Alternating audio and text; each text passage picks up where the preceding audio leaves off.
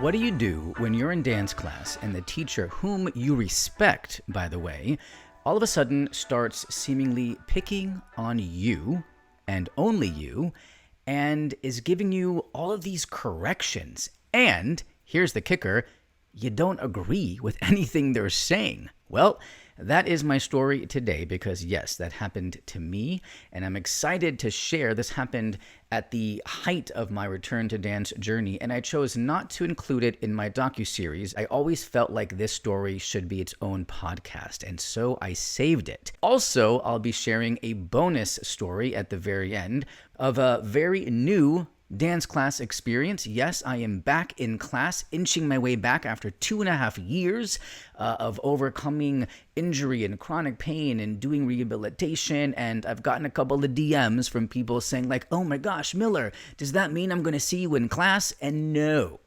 no, it doesn't, not yet, because I am taking it very slowly. I found a studio that is very non-competitive, a very safe environment as I inch my way back to class. But that does not mean that there aren't still dancers doing some crazy shenanigans. And so I'll be sharing one such story today that if you're a dancer, you'll find relatable, I am certain. So before I get into both of those stories, make sure you are following my podcast, Hey Dancer. My name is Miller DeRay, by the way, and I just appreciate you being here. And oh my gosh, last time I asked you if you are in another country and you've left a review on Apple to DM it to me, because I'd love to see, because I can't. I only can see what is happening here in the US. And somebody from Germany sent me a screenshot of their review on Apple. It was so cool to see. I'll share that at the end as well. Okay, now let's get to it. To be clear, I am now going to be cutting to me telling the story as it happened in the moment, real time, a couple of years ago. And I'll be interjecting some context along the way with me here today. Okay, hit it, Miller, circa 2022. So my dance class. It was a very emotional experience for me. And by emotional, I mean mostly confusing. I think that's the main word. So it's becoming a new go-to class for me. I love it. And there are just so many variables about the class that I'm obsessed with. And for whatever reason, certain parts of the class, the teacher was really, it felt like he was picking on me. But no, because I'm an adult, I understand that he's just giving direction and corrections. But here's the thing. I didn't know what to do with the information because it didn't make sense to me. And I know I'm very good at listening and taking direction as both an actor and a dancer. And I take it quick. But when the direction is confusing, I don't know how to process it. And it can become a very frustrating experience. And that's what was happening in class. Okay, Miller here, present day. Now, when I said certain parts of class, specifically it was across the floor, and it was about really turns, anything to do with turning technique. Now, let me give you a little bit of preamble here. Now, if you saw my Return to Dance docuseries, my very first class back after, take this in for a second, 25 years of zero dance, zero training, zero classes. I'm in my first class back. It was in Orange County, California. I'm the only adult there. I found a place that specialized in kids and teens who were these incredible technicians. And I'm going across the floor in this leaps and turns class. And can I say it again? My first one in 25 years. And I'm popping triple pirouettes, and you can see my technique is there. And I have always believed that when your technique is there, the foundation, it lives in your body. Your body remembers, your muscles remember. I mean, sure, it takes a while for it to come back, but you can see right there in the episode that I was immediately like picking it up, and I could do it. Of course, I'm not perfect. I wasn't perfect. I'm still not perfect. Of course, I need direction, as any dancer, no matter how great or not great you are, would need. And I have been in a plethora of dance classes. I'm speaking now specifically about jazz or technique classes, where the teacher will give me a correction and say something like, and these all have really happened, I remember, because they were all very, very helpful. Hey, Miller, get a little bit more deep into your plie, prep into that pirouette. It's going to help you. Hey, Miller, get your passe up a little bit. Hey, Miller, get your chest up a little bit, when you're turning. I'm like, oh my gosh, thank you. That's awesome. You're right. And I take it and it's, wow, I feel better. You're an artist and you're an athlete. We need corrections. It just goes with the territory. Of course. That said, what this guy was doing was not that. He was ripping apart my foundation. The actual, how do I say, almost the genesis of my technique. Everything was wrong from the ground up of what I was doing. And it was so confusing. And then ultimately, I remember looking at all the dancers in his class, and I had this epiphany kind of in the moment. And it was that, oh my gosh, they all turn the same way, and I don't like how they're turning. I don't see anybody else turning like this. This is very interesting to me. And let me tell you, since that class experience, and I'm going to cut back to me in the time because there's more to the story. I went back to the class, you will hear it. But I just want to say right now that since this experience, which happened now some years ago, I am very sensitive to this. I am watching with a microscopic focus on all dancers and their specific technique when it comes to turns. How and where are they spotting? What are their arms like? And all of the above. And can I tell you that all the dancers I think are brilliant, who have incredible technique? I'm talking dancers on Broadway at Steps and Broadway Dance Center in New York.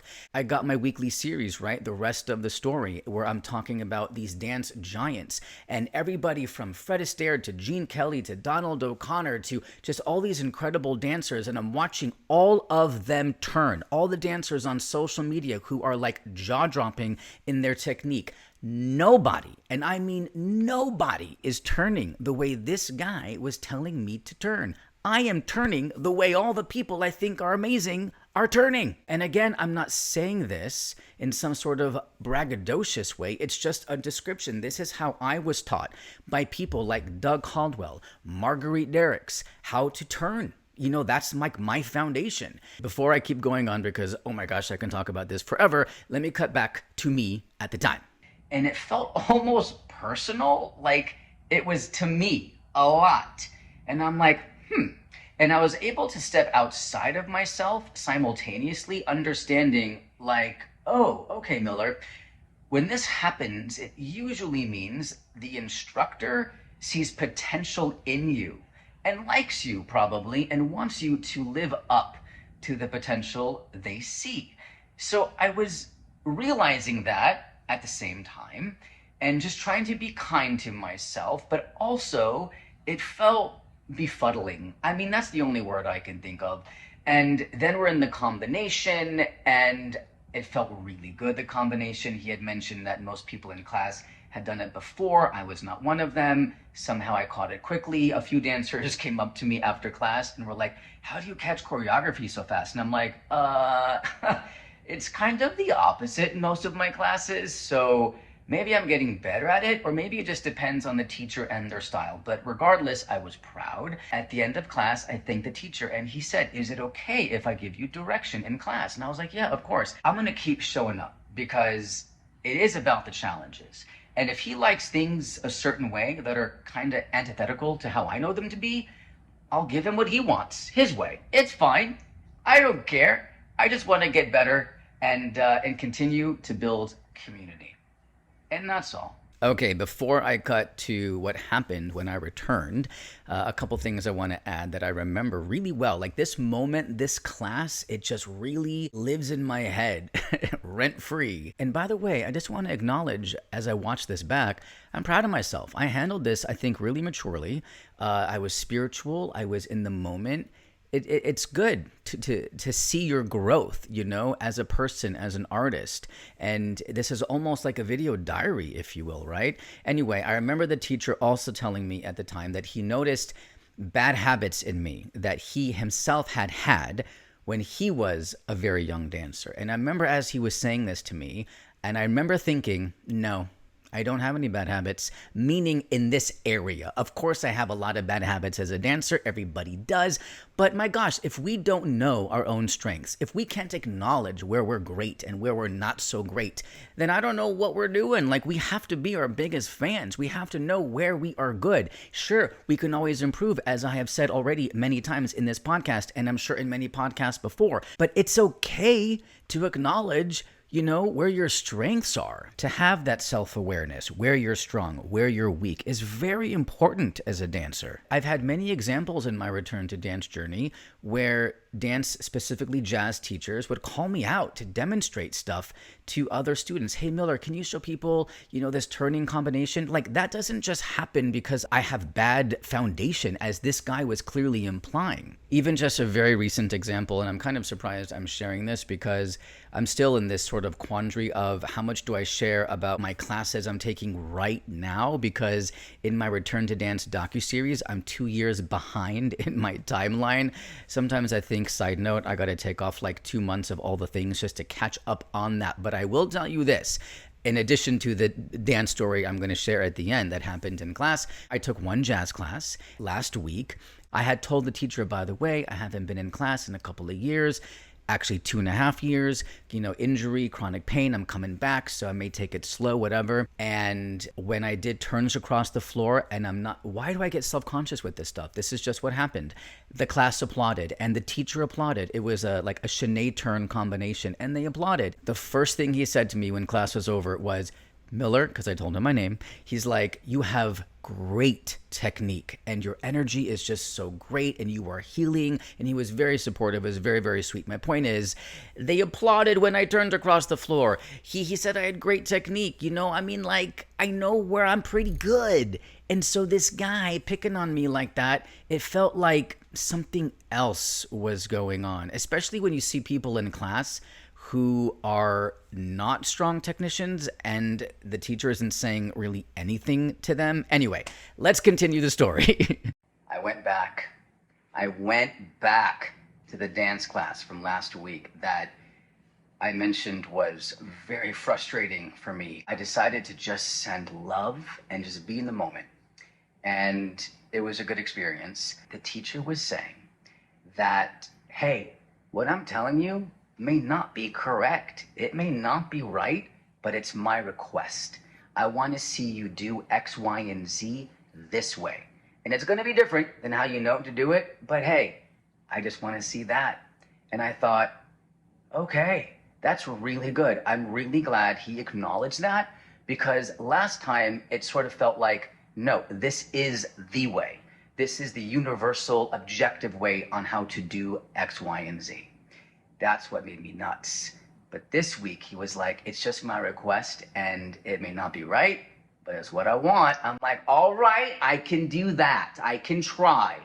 And I did. Anyway, it was a really good class and I just wanted to share because, hey, this class has so many more pros than cons, and I want to keep going. And I'm glad I threw ego, emotion, all that out the door, and I showed up and it was worth it. I bet you didn't expect that 180 from the teacher. Lord knows, at the time I was shocked and pleasantly surprised, and honestly it still lives for me as one of these moments in my return to dance journey that I just really appreciated. And it just meant a lot to me because, you can sometimes doubt yourself as a dancer. You can think you're crazy. Well, maybe what I'm doing is wrong. You can be tough on yourself as an artist. So, I think I needed this teacher to acknowledge the reality. And I said in that first clip, after that first class, I will give him what he wants. The class has way more pros than cons. So yeah, no problem. I'll turn in his class one way and I'll turn everywhere else another way. It's fine. Ego schmigo, not a big deal. But it was the fact in the first class that he was stating it like, this is the law, you have bad habits. And then all of a sudden, he kind of changed his tune. I can't create a story as to why and what was going on with him. All I know is that it meant a lot to me that he had the self-awareness, I guess, and the decency, honestly. This is what I want, and it's just what I want. It doesn't mean it's the right way. And I was like, yes, okay, this I can vibe with. What did you think of that story, dancer? Has that happened to you in your training life? Tell me in the comments below. Shoot me a DM at Back to Great. And now, let's get to my brand new dance story. Oh my God, it feels so good to have a new dance class story. I've been longing for the day, and it's here.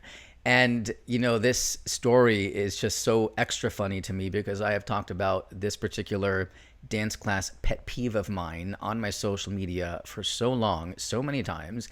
And apparently, a lot more people need to see my videos because, this stuff still happens, and this was proof. So I got to the studio very early, as I do, to, stretch and warm up my body. And by the way, I had done my physical therapy exercises before class, including dynamic stretches and loading up my knees and whatever. And so I get to class early. I am the first one there. I walk in, the teacher walks in, the teacher is setting up. And I want you to picture this. I am alone on the dance floor, okay? I have a spot. I purposely choose the middle area, right? So if you're a dancer, you can stand like closer to the mirror, like very much up front. So during the warm-up, for example, you'll be in the front row. Then there's the middle, then there's the back-ish. And I was in the middle front-ish, kind of middle. And I got my spot. I'm doing my, stretches. I say hi to the teacher. And another dancer walks in. And this dancer first sets up her tripod. Okay? Class hasn't even started. Nobody's there yet except for me and the teacher. The tripod she is setting up, she puts her phone in it, and I'm thinking, is she recording this? I was mortified because I don't want to be on anybody's social media warming up, learning the combination. So there was that. But that's not what I'm talking about here. But that is another pet peeve. I thought that was really, really gross. But that's how it began with her. Then she gets on the dance floor and she proceeds to do, her own pre-warm-up. This young lady, maybe about early 20s or so, she is about 3 feet in front of me. Now, when I tell you she was 3 feet in front of me, I don't just mean that, I was in the middle-ish row and she was in the front row, kind of off to the side, and I'm stretching and I can see myself and she's stretching and she can see herself. No. If I were hearing this story, I don't think I would believe it, but this is hand to God the truth. And I believe in God. So, this is saying something. I couldn't see myself in the mirror. She was right in front of me, literally in front of me, a couple of feet up in front. I had no window anymore in the mirror. Like, she blocked me completely. I was invisible. I did not see myself. Again, picture this. The entire dance floor, the whole floor is empty, save for me and this one dancer and the teacher off to the side getting the music together and stuff. What? How was I not on candid camera? How could this be real? How could this young lady be that, you don't know who this is. I'm not showing you videos of this person. I would never speak ill of somebody ever in a million years and show you their face or their name. That's not going to happen. But seriously, how could she be this stupid? And how could she be this inconsiderate? And oh my God, when I tell you that I stood there and I was just giving her this look, and she was in her own world. I just talked about this on a recent podcast about my, dance class etiquette tips or something to that effect. I'll link to that below. And this was one of them. Like, my pet peeve when somebody, takes away your reserved spot in the mirror, because it is an unspoken reservation. I am standing here. I got here first. You are now coming in to the area, and you will now make your own window so as not to, block me from seeing myself. And then I always make sure that the person behind me can see themselves. It's like just a respectful thing. When I tell you, and you can judge me for this if you want, I don't care. I had a lot of, let's just say, unkind feelings toward this dancer. And when I tell you that I was giving her the side eye throughout the entire class, I just kind of kept shooting daggers with my eyes at her the entire class. Ooh, she really got on my last nerve. The disrespect. I remember I stood there and I just looked at her as she's standing right in front of me, and I cannot see myself in the mirror. I can see it. I can see her right now in my mind's eye. And I'm just staring at her, and she was oblivious. It was as if I was not. That's the thing. It was as if I were not there. You gotta laugh at it. Now, tell me in the comments, what would you do in a situation like this? Now, I have talked about this often on social media. I've had people say, you tell them to move. But it felt a little bit like, well, we're the only two people here. If I make a big thing of it, or if I say something respectfully, because honestly, if she doesn't know, she should know. She should have a dancer like myself telling her. Like, she would be better off for it. Maybe she'll actually pay attention and have some spatial awareness and look around, at her surroundings. Like, she should know and do better and learn from it. But I just didn't feel like I wanted to go there. I felt more in the mood to just give her the side eye in the entire class. And what I did was I just moved over a little bit so I could see myself in the mirror again. How are people peopling? How are people doing that thing that they do? So disrespectfully, as if they're the only one on the planet.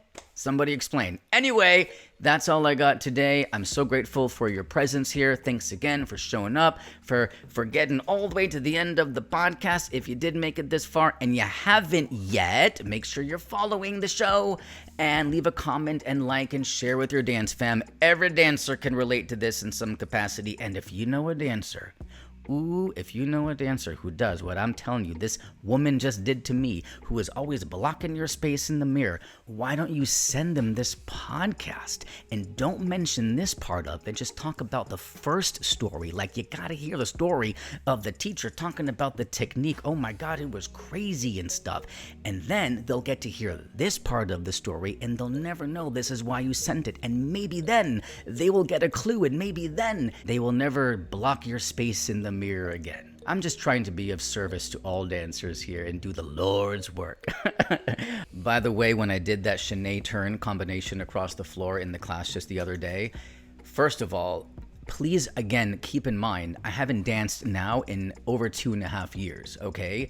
I'm just getting into yoga a bit. I've been doing some physical therapy, but no dance. And for me to show up to this jazz class and do turns across the floor and be strong and get applause, I can't even begin to tell you what that did for me, how I took that in. And it's just, for me, another sign from the universe. Yeah, you are supposed to be dancing, Miller. You are supposed to be on this journey, and you are gonna keep on fighting. And oh my God, I can get so passionate about this. It's so important to me. And wait until you see in my docuseries what I have done to ensure that I'm getting back on the dance floor. And let me also just say, after doing those turns across the floor, I was so dizzy. It is just crazy when you haven't done it in so long and then you start getting back into it. I thought I was going to fall over the dizziness. I have, by the way, some tricks I do that I learned in my youth with how to combat the dizziness. I will share that sometime. Lastly, the review I got from Germany. So a lovely supporter by the name of Vivian, who follows my Instagram and my podcast, sent me a DM and said, "Hi Miller, and by the way, if you're on YouTube or Spotify, you will see this. Hi Miller, I just listened to your latest podcast and you asked us to send a screenshot if we have written a review on Apple outside of the US. I'm from Germany and find your podcast super inspiring. Keep up the great work." How nice is that? And then the review from Germany via Apple looks like it's 5 stars. So the review says, "I love listening to Miller talk about what dance used to be versus what it is now, and sharing his observations and experiences in the professional dance world. 100% recommended." So how sweet is that? I mean, my God, it really just touches my heart. Thank you so much, Vivian, for following up, for reaching out after my podcast and sending the DM and the review. And I'm telling you, I look at all the reviews if I can, and if you are from another country, please DM me at Back to Great, and I will always shout you out. It just really, really means a lot to me. Okay, until next time.